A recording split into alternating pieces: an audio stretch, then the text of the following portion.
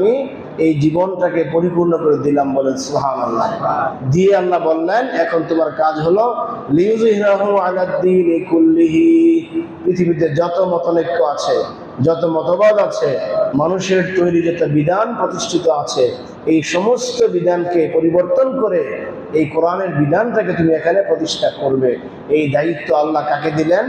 মুহাম্মদ সাল্লাল্লাহু আলাইহি ওয়াসাল্লামকে দিলেন। তিনি চলে গেছেন, কিয়ামত পর্যন্ত আল্লাহর এই কোরআন আছে। কিয়ামত পর্যন্ত আমাদের দায়িত্ব হবে, যেখানে আল্লাহর বিধান প্রতিষ্ঠিত নেই, যেখানে আল্লাহর বিধানের বিপরীতে মানুষ চলছে, সেখানেই মানুষগুলোকে এই দিনের দিকে আহ্বান করা, দাওয়াত দেওয়া। কি সকাল, কি বিকাল, কি রাত, কি দিন, যেখানে অন্যায় হবে সেখানে এই ন্যায়ের পথে মানুষকে দাওয়াত দেওয়া। এই দাওয়াত দেওয়ার মাধ্যমে চূড়ান্ত পর্যায়ে একসময় মানুষকে আল্লাহর দিকে পরিপূর্ণভাবে নিয়ে আসা, এটা আমাদের জন্য, সবার জন্য ফরজ। ঠিক কিনা? এর নাম হলো দাওয়াতি কাজ করা। এটা সবার জন্য ফরজ, হোক সে ধনী, হোক সে গরিব, হোক সে আলেম, হোক সে ইমাম, হোক মুয়াজ্জিন, হোক মুসল্লি। এটা আমার জন্য ফরজ, আপনার জন্য ফরজ। এই সত্য বিধানকে প্রতিষ্ঠা করার জন্য মানুষকে আহ্বান করা, সত্যের দিকে আহ্বান করা, এটা আল্লাহ তাআলা সবাইকে বলেছেন। এই সবার মাধ্যমে এই কাজটা করতে হবে।